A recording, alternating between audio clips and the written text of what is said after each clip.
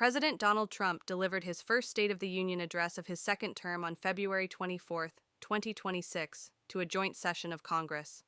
The speech lasted approximately 1 hour and 47 to 48 minutes, making it the longest State of the Union address in U.S. history, surpassing his own previous records.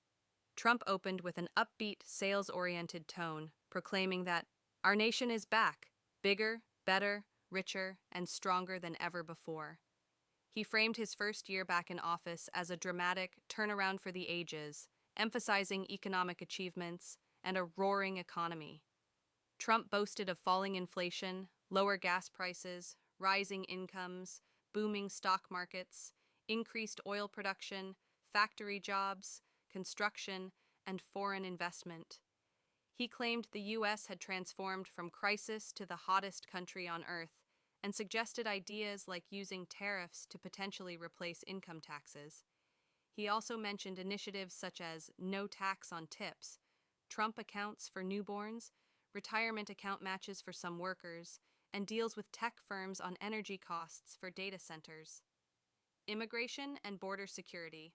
A major focus was his hardline agenda, touting the strongest and most secure border in American history, mass deportations, and crackdowns on crime linked to undocumented immigrants.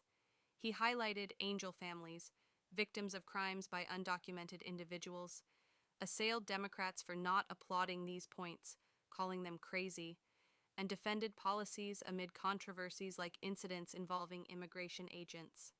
The speech included patriotic elements, such as honoring the upcoming U.S. 250-year anniversary in 2026, presenting medals of honor, including to a 100-year-old Korean War veteran, recognizing the gold medal-winning U.S. men's hockey team, and saluting service members.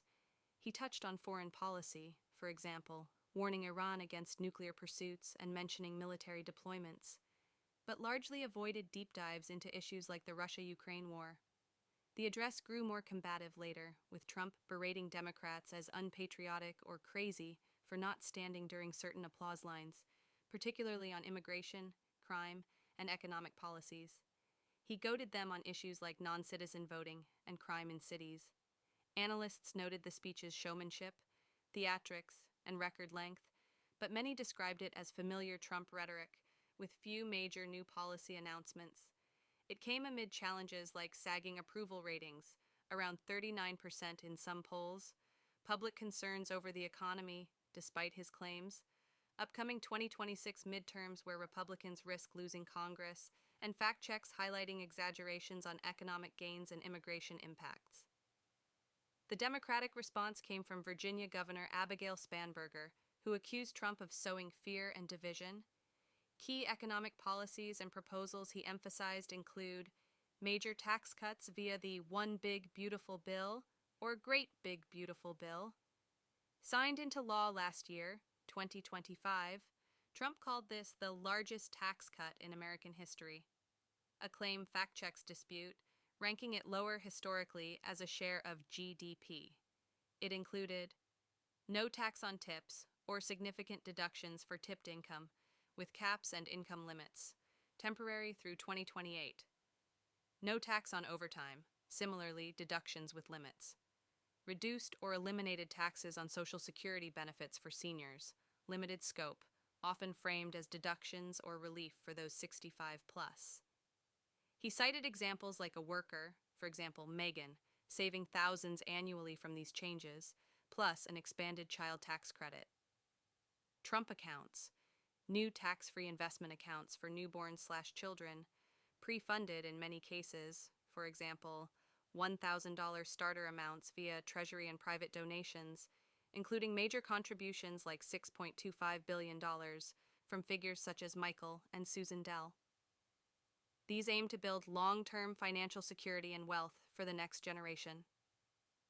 Retirement account matches, a new initiative providing annual federal matches to retirement accounts for some lower-income private sector workers to boost savings.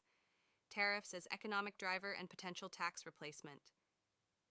Trump credited tariffs for much of the economic gains and investment inflows. Despite a recent Supreme Court ruling, February 20th, 2026, striking down broad unilateral tariff authority under existing laws, which he called very unfortunate. He expressed optimism that most countries/corporations would maintain deals. He reiterated his long-standing idea that tariffs could substantially replace the income tax system in the future, potentially shifting to a tariff-based revenue model, and mentioned pursuing new approaches like a proposed 15% global tariff.